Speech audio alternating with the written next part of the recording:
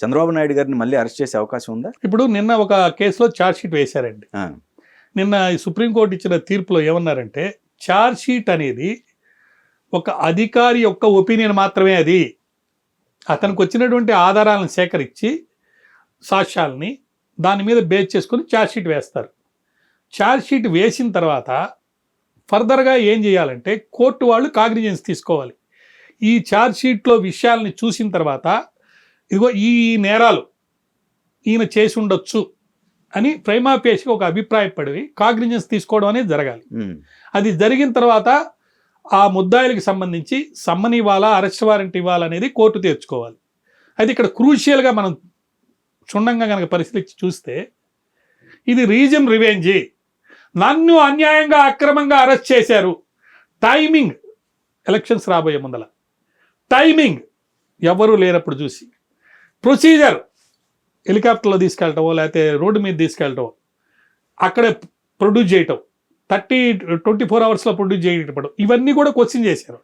అన్ని రకాల క్వశ్చనింగ్ జరిగిన తర్వాత ఆ పర్టికులర్ అరెస్ట్లో సుప్రీంకోర్టు వారు భిన్నాభిప్రాయాలు చేశారు. ఒకరేమన్నారంటే అప్రాపరేట్ అథారిటీ అంటే గవర్నర్ యొక్క పర్మిషన్ అవసరం లేదని చెప్పి చేసుకోవచ్చు, అరెస్టులు చేయొచ్చు, కేసు నడపచ్చు అని చెప్పి ఒకరన్నారు. ఎందుకంటే ఇది అధికార దుర్వినియోగం కాబట్టి, అధికారంలో ఉన్నవాళ్ళు ఇలాంటివి చేయకూడదు కాబట్టి అని ఒకటంటూ, రెండోది ఈ పర్టికులర్ నేరం జరిగేటప్పటికే ఈ చట్టం రాలేదు, కొత్త చట్టం రాలేదు కాబట్టి నేరం జరిగిన రోజు నుంచి మేము లెక్కేస్తున్నాం లిమిటేషన్ అని చెప్పి ఒక ఆమె రాసింది. రెండో జడ్జి గారు ఏం రాశారంటే చాలా ఇంట్రెస్టింగ్గా రాశారు. ఆయన విభేదించాడు. ఈ పర్టికులర్ చట్టం ఈయనకి ప్రొటెక్షన్ ఉంది, ఈయన్ని మీద ఈ కేసు నడవడానికి లేదు, గవర్నర్ యొక్క పర్మిషన్ తీసుకోవాలని రాశాడు. రాస్తూ అరెస్ట్ ప్రాపరే, కోర్టు రిమాండ్ చేయడం ప్రాపరే, ఈ పర్మిషన్ అనేది పోస్ట్ తీసుకోవచ్చు, అరెస్ట్ తర్వాత రిమాండ్ తర్వాత కూడా తీసుకోవచ్చు, అయితే తీసుకోవాలి. అది తీసుకోకపోతే ఏమవుతుంది, కోర్టు కాగ్నిజెన్స్ తీసుకోవడానికి లేదు, కోర్టు మీద పెట్టాడు ఆ బాధ్యత ఆ జడ్జి గారు. అంటే ఆ ఇద్దరు బెంచ్ జడ్జిమెంట్ని ఇప్పుడు కాన్స్టిట్యూషనల్ బెంచ్కి వెళ్ళే పరిస్థితి కనపడింది. చాలామంది తప్పు చాలా ఛానల్స్లో, ప్రముఖంగా ఆంధ్రప్రదేశ్కి సంబంధించి లేకపోతే 2 రాష్ట్రాలకు సంబంధించిన తెలుగు ఛానల్స్లో నేను కూడా చాలా సందర్భాల్లో మాట్లాడాను. త్రిబెంచ్కి పోద్ది అన్నారు. కాన్స్టిట్యూషనల్ మ్యాటర్స్లో త్రిబెంచ్కి పోదు. 145 ఏదో ఒక ఆర్టికల్ ఉంది, దాని ప్రకారం 5 బెంచ్కి వెళ్తుంది. ఎప్పుడైనా కాన్స్టిట్యూషనల్ మ్యాటర్స్ అంటే మినిమం 5 బెంచ్ అనమాట కాన్స్టిట్యూషనల్ మ్యాటర్స్. ఇది కాన్స్టిట్యూషనల్ మ్యాటర్గా వెళ్ళే అవకాశం ఉంది ఈ పర్టికులర్ కేసు. అక్కడ తేలేదాకా మరి మిగతా కేసుల్లో అరెస్ట్ చేయొచ్చా అంటే అరెస్ట్ చేయొచ్చు అని చెప్పి కోర్టు వారు అన్నారు. అయితే ఇప్పుడున్న పరిస్థితుల్లో కొత్త కేసులు ఏమైనా పెట్టి అరెస్ట్ చేస్తారేమో మనం చూడాలి. అది పెడతారా లేదా, అది రీజన్ రివెంజా కాదని మనం చెప్పలేం ఒకటి. రెండోది, ఇప్పుడు చాలా పొలిటికల్గా చాలా విషయాలు మార్పులు అనేవి జరిగినాయి. మీకు అందరికీ తెలిసిన విషయమే, బీజేపీ పార్టీకి ఆంధ్ర రాష్ట్రంలో మోడీ మీద ఎంత ప్రేమ ఉన్నా కూడా ఓట్ సైడ్ పర్సంటేజ్గా తక్కువ ఉంది, అది తెలిసిన విషయమే. అయినా కూడా ఈ 5 సంవత్సరాలు అన్ని పార్టీల వాళ్ళు వినయ విధేయతలతోటి చక్కగా బయటికి ఎన్ని మాట్లాడినా, పార్లమెంట్లో ఎన్నికలప్పుడు కానీ లేకపోతే ఒక బిల్లులు పాస్ చేసినప్పుడు కానీ 2 సభల్లో రాజ్యసభల్లో చక్కటి సంపూర్ణమైనటువంటి అధికారం, బయట వచ్చి మీసాల మెలేసి చెప్పినా కూడా చేశారు. ఇప్పుడు ఇంకా ఓపెన్గా వచ్చి జనసేన మీకు తెలిసినట్టు 3 పార్టీల కలయికి వచ్చేసింది. అంటే దీనికి కారణం ఏందంటారు?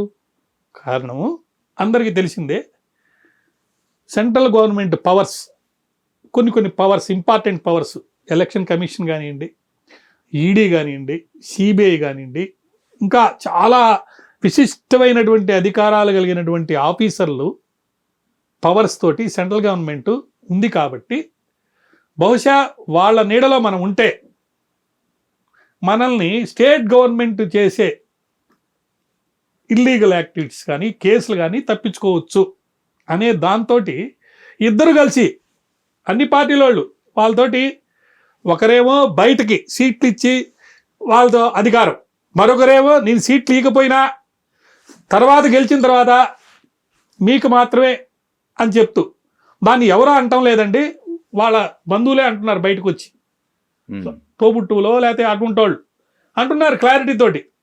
ఈ రాజకీయం ఏంటి, ఎందుకు నువ్వు గెలిచావు, నువ్వు ఎందుకు ఏం చేస్తున్నావు, సంక్షేమ పథకాలు ఇచ్చేసి ఓట్లు తీసుకొని పోవడమేనా మన ఆశయము, లేకపోతే అభివృద్ధి అనేది ఉందా లేదా, అసలు అభివృద్ధిలో భాగంగా ఏం జరుగుతుంది, ఎందుకు సారాయి, ఎందుకు దాన్ని ఏమంటారు ఇసుక దందా, లేకపోతే సారాయిలో ఎన్ని రకాలు, ఇవన్నీ అందరూ చెప్పుకుంటున్నారు. ఈ పరిస్థితుల్లో విధి విధానాలకు సంబంధించి పక్కన పెట్టి పొలిటికల్ స్ట్రాటజీ ఎవరు ఏమన్నా కాదన్నా అవునన్నా కూడా ప్రస్తుతము ఎన్నికలు రసవత్తరంగా జరుగుతున్నాయి.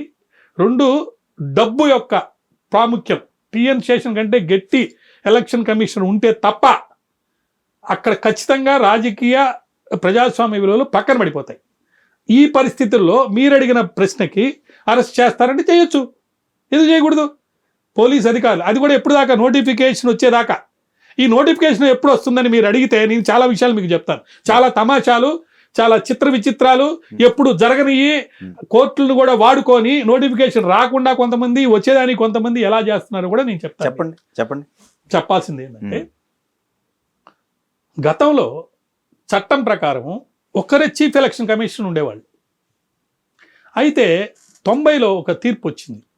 90 సంవత్సరాలు పక్కన పెడదాం, ఏ పేరు కూడా పక్కన పెడదాం, కావాలంటే నా దగ్గర అన్నీ ఉన్నాయి. ఎవరైనా మీ ద్వారా అడిగితే వాళ్ళకి అన్ని సమాధానాలు నేను ఇన్ రైటింగ్ కావాలంటే మీ ఛానల్లో కూడా ఇస్తాను. ఇన్ ప్రిన్సిపల్ చెప్తున్నా. అప్పుడు ఏమనిందంటే సుప్రీంకోర్టు వారు 340 ఆర్టికల్ ప్రకారం ప్రెసిడెంట్ గారికి అవసరమైతే ఆయన డిస్కషన్లో, ఆయన అంటే ఆమె అంటే ఎవరైనా డిస్కషన్లో ఎంతమందినైనా, ఒకరు కాదు ఇద్దరు కాదు ముగ్గురు కాదు ఎంతమందినైనా సరే ఎలక్షన్ కమిషనర్ని పెట్టొచ్చు అని తీర్పిచ్చింది.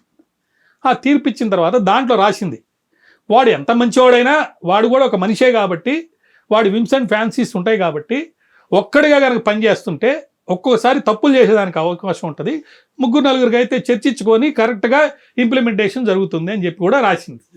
అయితే కాలక్రమేణా ముగ్గురు వచ్చేసారు, చీఫ్ ఎలక్షన్ కమిషనర్ మరో 2 సభ్యులు. ఒక సుప్రీంకోర్టు తీర్పులో ఏముందంటే ముగ్గురు ఈక్వలే, అందరి పవర్స్ ఈక్వలే, ఒకరు చైర్మన్గా ఉన్నా కానీ ముగ్గురు కూడా ఈక్వల్ అని చెప్పి కూడా ఎలక్షన్ వచ్చేసింది, అది కూడా తీర్పు వచ్చేసింది. ఇక్కడ ఏం జరిగింది అయితే ఈ ముగ్గురిని ఎవరు ఎన్నుకోవాలి అంటే ఎవరు సెలెక్ట్ చేయాలి, అది చాలా ఇంపార్టెంట్.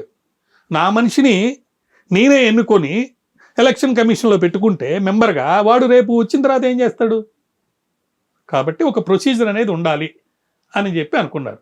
దీనికి సంబంధించి చాలా ఫైట్ జరిగింది సుప్రీంకోర్టులో. సుప్రీంకోర్టు ఏం చేసిందంటే ఒక తీర్పు ఇచ్చింది 2023లో. ఒక తీర్పు ఏమనిచ్చిందంటే లాస్ట్ ఇయర్ ఏమనిచ్చిందంటే ఆ కమిటీ ఎవరెవరు ఉండాలనేది సెలెక్ట్ చేసింది.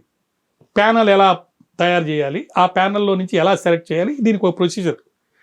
దాంట్లో ఏం చేసిందంటే చీఫ్ జస్టిస్ ఆఫ్ ఇండియా కూడా మెంబర్గా ఉండాలి, ప్రైమ్ మినిస్టర్ మెంబర్గా ఉండాలి, ప్లస్ అపోజిషన్ లీడర్ మెంబర్గా ఉండాలి.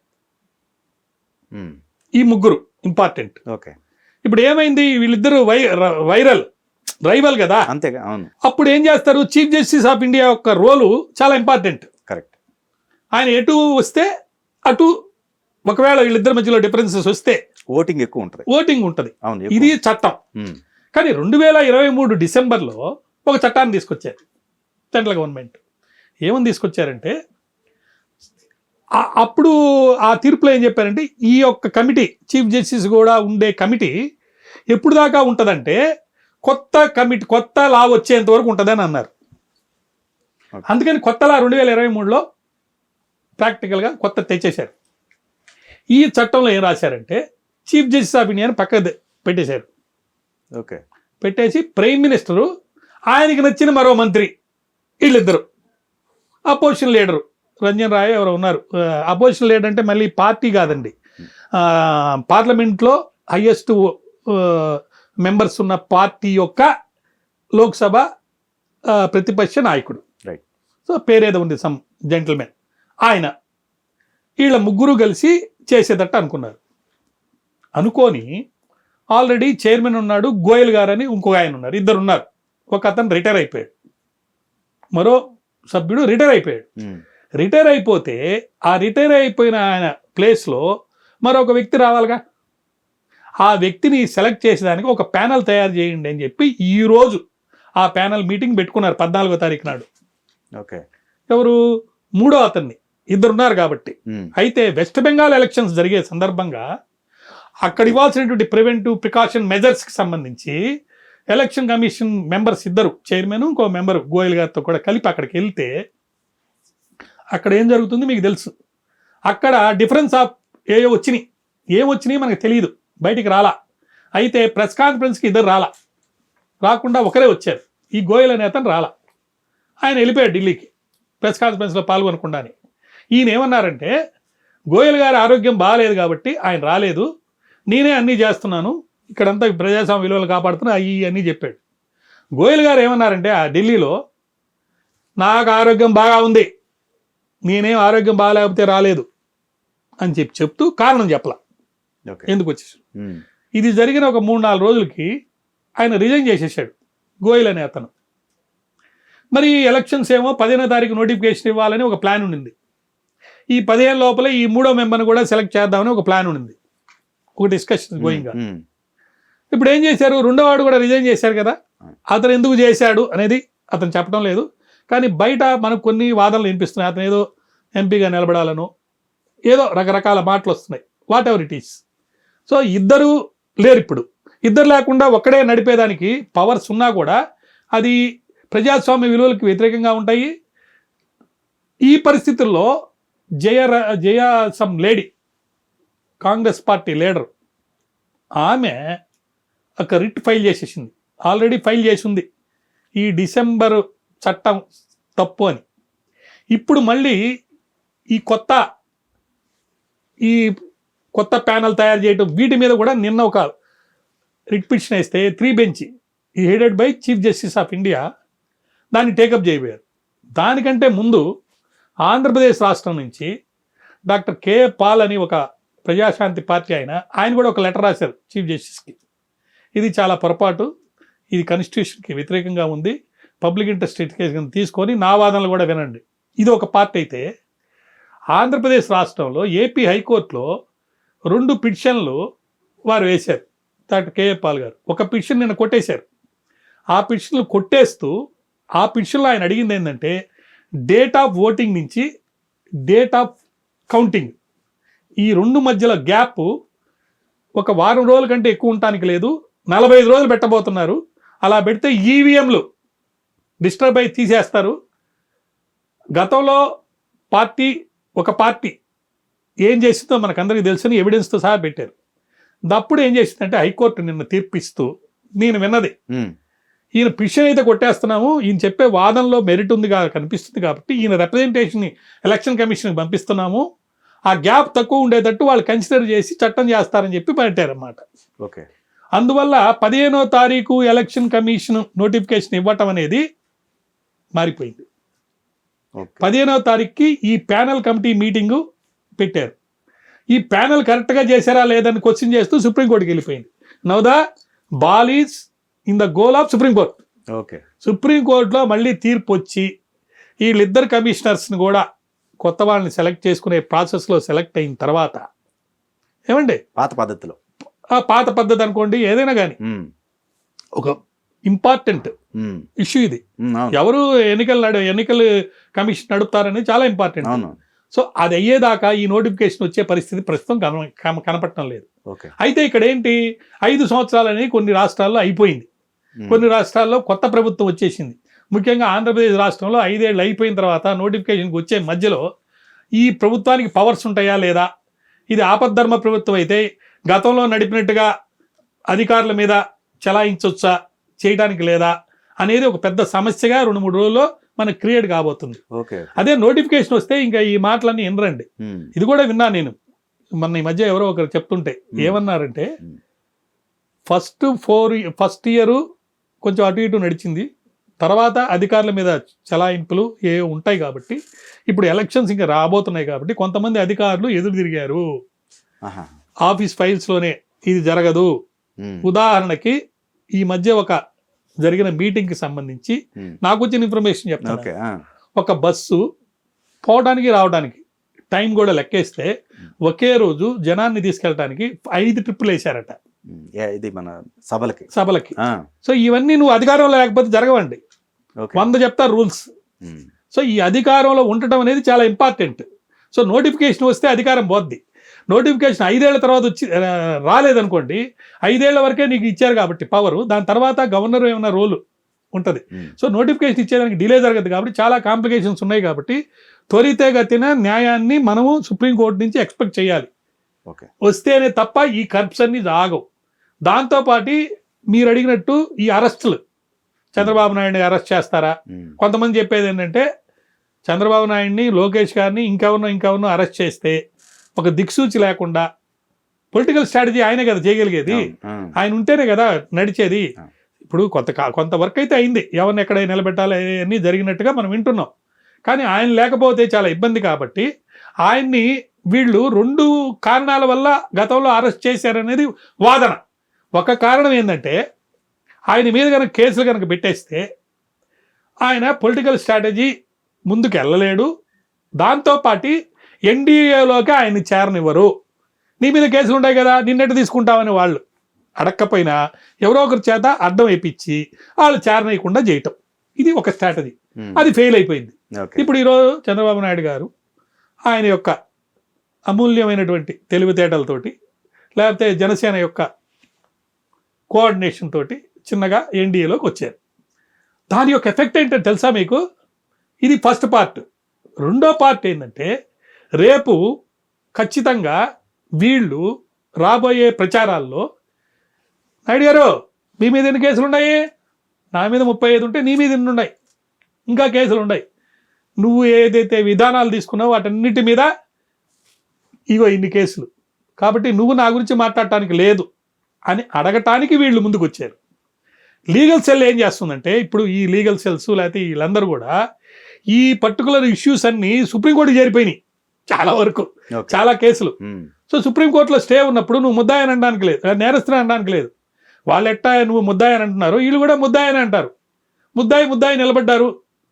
అయితే ప్రజలకు ఒక వాస్తవం అయితే తెలుసు, ఏంటంటే ఖచ్చితంగా చెప్పాలంటే రీజిమ్ రివెంజ్ అనేది ఇక్కడ ఉందా అని ప్రశ్నిస్తే ఎవరి గుండెల్లో వాళ్ళు గెలిచిపోయింది.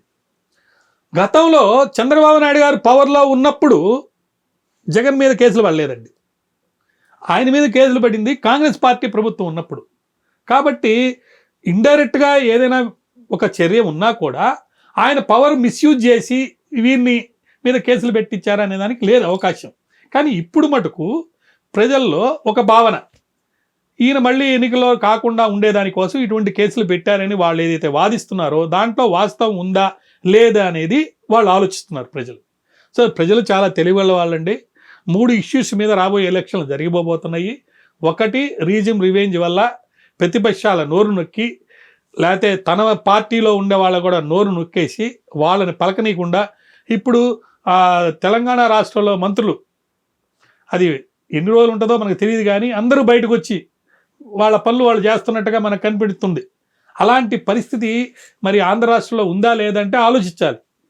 కొంతమంది మినిస్టర్లు కేవలం ప్రత్యేకంగా వాళ్ళు ఏదో తయారు చేయబడినట్టు కేవలం బూతులు తిట్లు వీటితోనే కాలం గడిపినట్టుగా మనకు కనిపిస్తుంది.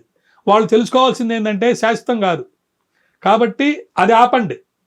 ఈ ఉన్న క్షణాలైనా కొన్ని రోజులైనా సరే ప్రభుత్వం యొక్క సంక్షేమ పథకాలు చేసిన విషయంలో కానీ, లేకపోతే 3 రాజధానుల విషయంలో కానీ, లేకపోతే ఇంకో దాని మీద కానీ, మీ మీద వచ్చే వ్యతిరేకత గురించి కానీ వాటి విధానాలు మీరు మాట్లాడాలి. సరే, అదొక పాయింట్. రెండో పాయింట్ ఏంది, ఎవరు వస్తే ఏంటి, డబ్బులు లేవు, ఆర్థికంగా రాష్ట్రం అనేది కుదేలైపోయింది అని ఎక్కువ మంది వాదిస్తున్నారు. మన పిల్లవాడు ఈరోజు రాష్ట్రంలో వాడికి ఉద్యోగం వస్తా రాదా? లేకపోతే ఇప్పుడు ఈ వాలంటీర్లు వచ్చారు, వాళ్ళ జీతం ఎంతండి? అంత తక్కువ జీతంలో అలాంటి ఉద్యోగాలు ఎన్ని వచ్చినా వాడు తినేదానికి పొద్దున్నే ఒకరింటికి పోయి ఒక దాని ఏమంటారు, ఒక 100 మందికి డబ్బులు ఇచ్చి రావాలండి. వాడు వెళ్ళేసి ఇచ్చేదానికి పొద్దున్నే వాడికి టిఫిన్ ఉండదు కాబట్టి పోయి టిఫిన్ చేసి వస్తాడు. ఆ రోజు వాడి ఖర్చు అంతా చూస్తే వాళ్ళు ఇచ్చే జీతం వాడి ఖర్చుకే సరిపోదు. దాంతో వాడి కుటుంబాన్ని ఏం పోషిస్తారు? అసలు ఎందుకు జీతాలు బాగా ఇస్తున్నారంటే వాడు కరప్షన్ చేయకుండా ఉండటానికి. మరి వాలంటరీ వ్యవస్థ మీద ఈ విధంగా చర్చలు జరుగుతున్నాయి. చాలా ఇబ్బందికరమైన పరిస్థితి వచ్చింది. దాన్ని ఎలా చేస్తారనేది వచ్చే ప్రభుత్వం ఏమైనా జీతాలు పెంచుతారా, వాళ్ళని పర్మనెంట్ చేస్తారా వాళ్ళన్నీ టెంపరీ జాబ్స్. దానివల్ల ఏముంది, యువతలో ఉన్నటువంటి శక్తి లిమిటెడ్గా వాడుతున్నారు. ఇది కాదు పాలసీ కానీ ప్రిన్సిపల్ కానీ. ప్రైవేటైజేషన్ అయితే ప్రైవేటైజేషన్ చేయి, లేకపోతే గవర్నమెంట్లో నువ్వు ఉద్యోగాలు ఇస్తే వాళ్ళకి విత్ ప్రొటెక్షన్ ఇవ్వు. ఈరోజు ఆర్టీసీ ఎంప్లాయీస్ ఎందుకు మాకు ప్రొటెక్షన్ కావాలని అడుగుతున్నారు, ఎందుకు మమ్మల్ని గవర్నమెంట్ ఉద్యోగులుగా చేస్తా అన్నారు?